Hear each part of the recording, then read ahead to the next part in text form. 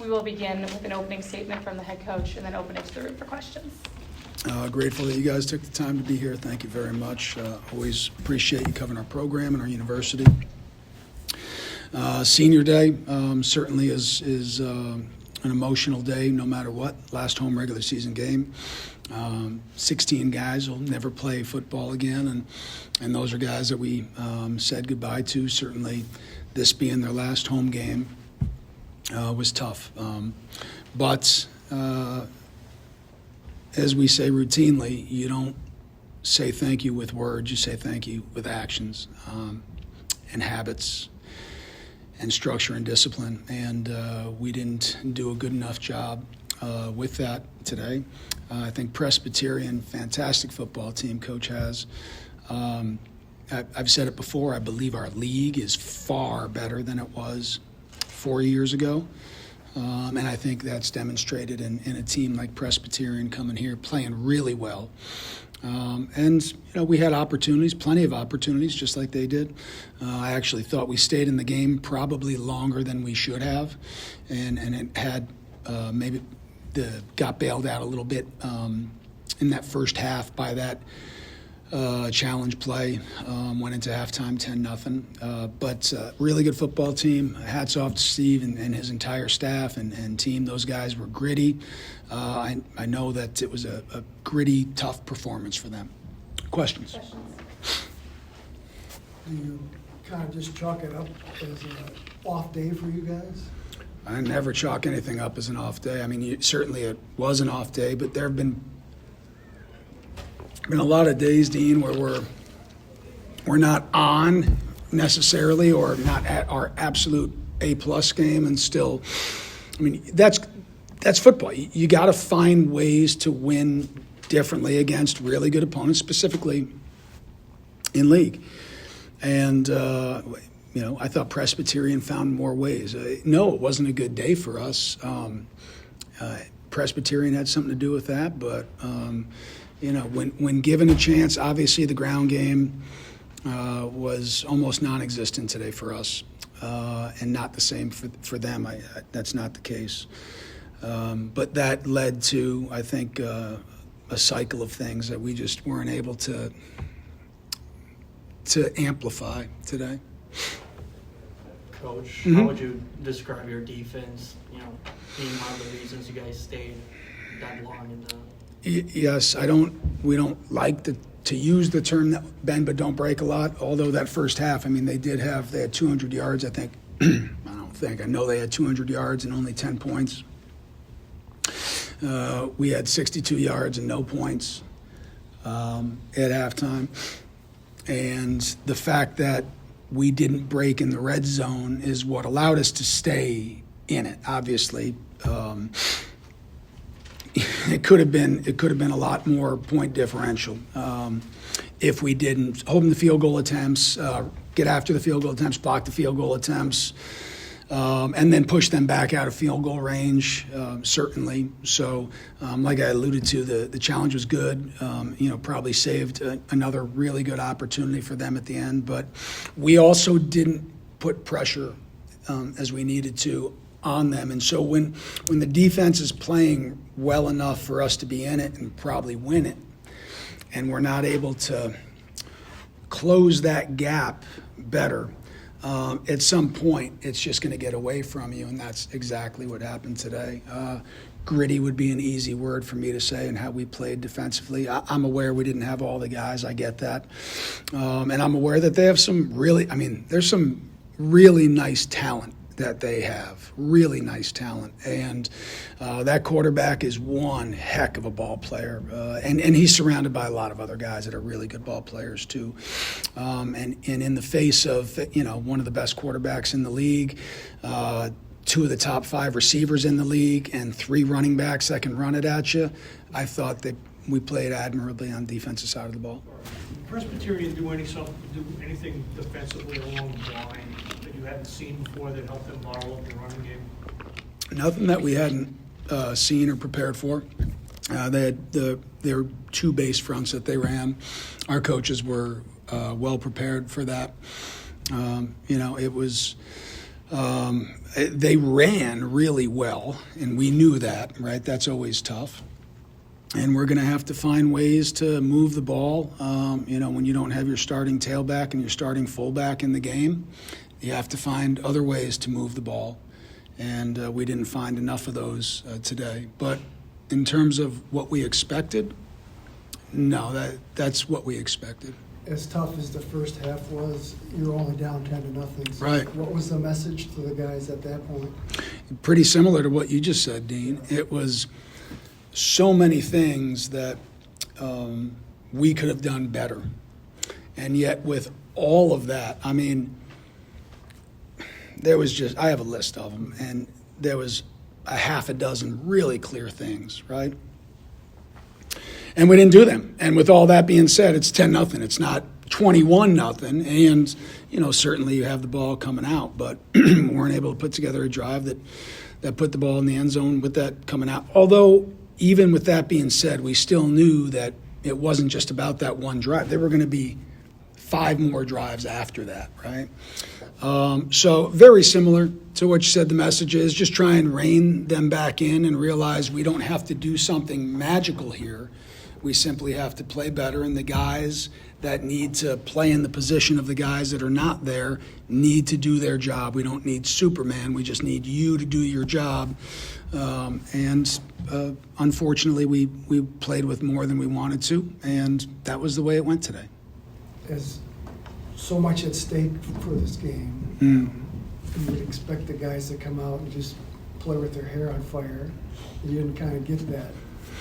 How do you explain it, or how do you look at it? Well, I think I don't think they didn't play with their hair on fire. I think we probably thought we needed to do. First of all, I thought defense played really well. Special teams, I still need to watch the film. Offensively, probably put too much emotion on ourselves a little bit to think that we had to lift more than that specific position had to, right?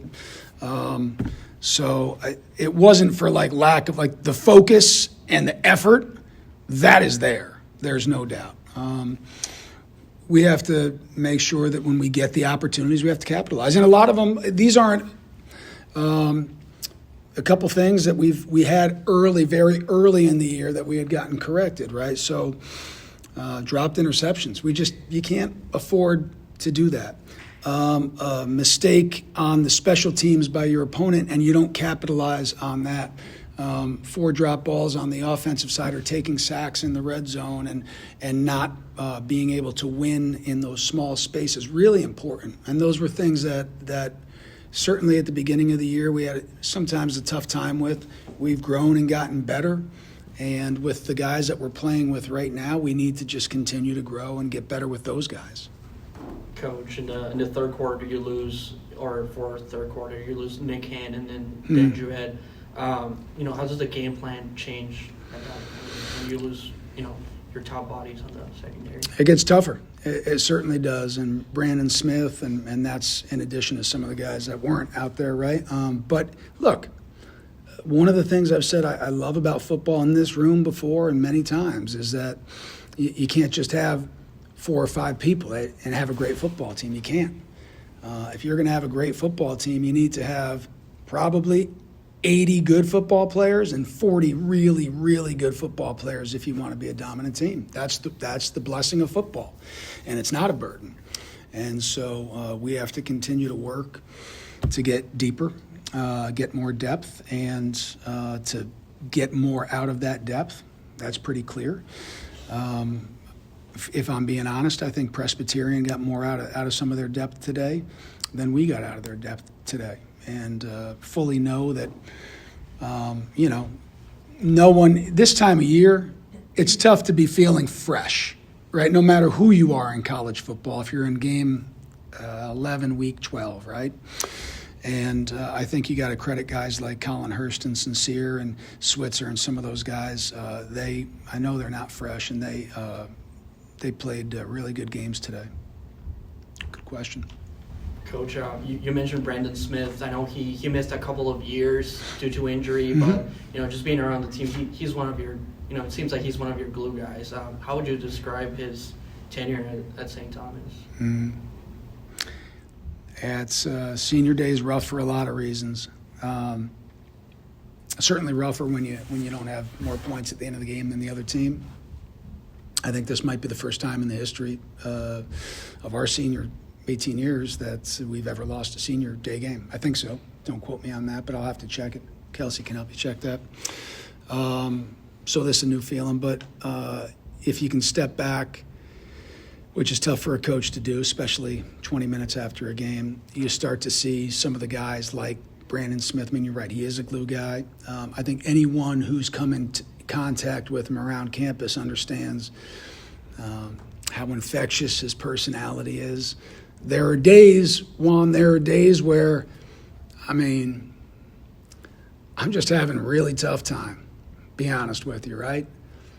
And you can see a guy like Brandon or a couple of the other guys on the team, and without him saying a word, you kind of know, hey, coach, we'll be all right. And the guys are very keen and aware of when their coaches are having a difficult time. They're very aware of that. Man, he's just such an empathetic guy. I love who he is as a football player, but absolutely love even more who he is as a man. It was very tough to see him down on that field today. And there's many other guys who are in that boat. Nick Hand, Den Jouet, guys that didn't play today that would just give their heart for that locker room, that would give their heart for their brother and want to. And that's the one thing as I try and assess everything, that's the one thing that I keep coming back to is I'm grateful that we have a lot of guys that will give and do anything that they possibly can for each other. Blessed to be able to have that. Well, you're down 10-9 after the interception. Safety would have been the kick and tie it, but you went for two. What was your thinking there?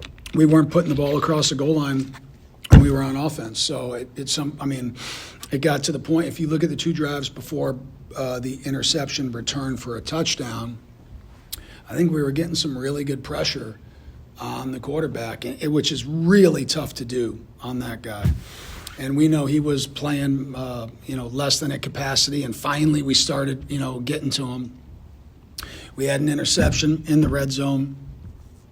Came away with, the first time didn't come away with any points. Second time came away with 3 points on a Ben Hoyland field goal. And, you say to yourself as a coach, okay, we're going to have to score one on defense right now, to keep us point. And we did that. I just felt like, the look was good. We didn't block it very well, certainly.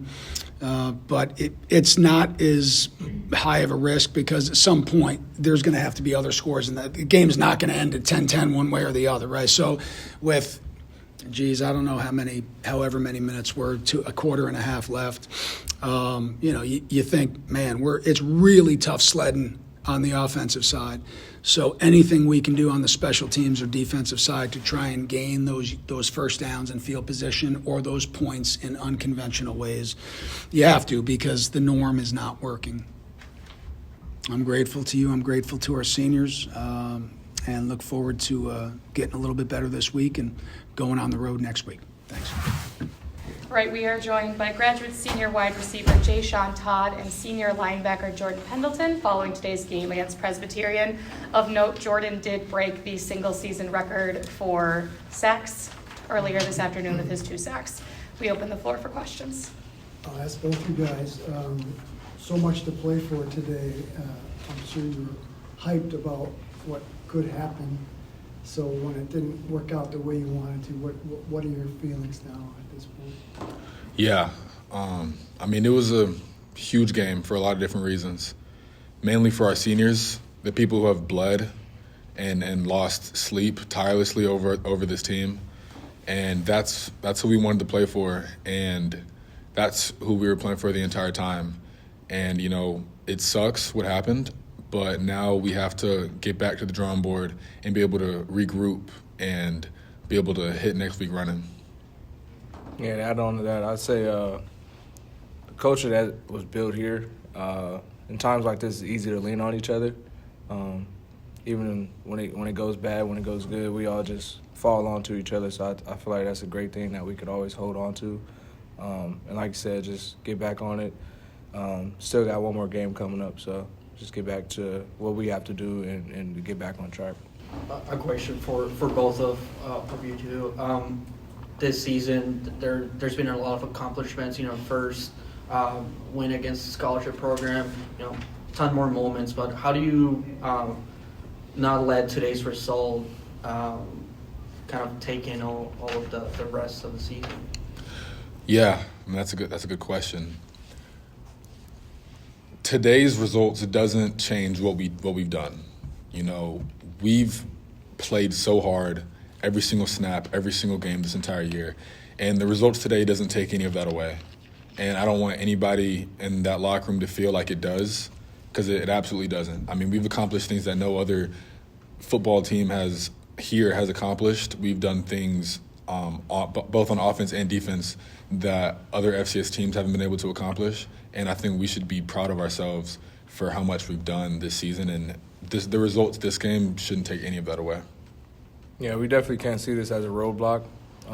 That would discredit everything we've built over, even before I was here. But once I came in the summer and fall camp, and like I said, those sleepless nights and the grinding that we've all went through, it would be horrible for us to sit here and act like this is the end of the world, the end of the road. So I feel like we just keep our head up. Coach, we got a great head coach that leads us, and we know how to keep our heads straight and figure out what's next. Jay Sean, the offense has been so prolific the last few weeks, a lot of points on the board. What was the difference today? What made it so hard for you guys to move the ball? I mean, honestly, it's just getting a rhythm. I feel like we didn't get in the groove that we normally get in. But when in times of need, when we needed to lean on one another, I feel like we did a good job. But at the end of the day, the ball just didn't roll our way. And we'll watch the film. We'll figure out what we need to do to take that next step, because we could always play a lot better. Even in the good games, we still leave points off the board. So we just got to figure out what's necessary and what we need to do to take that next step. Thank you, guys. Thank you.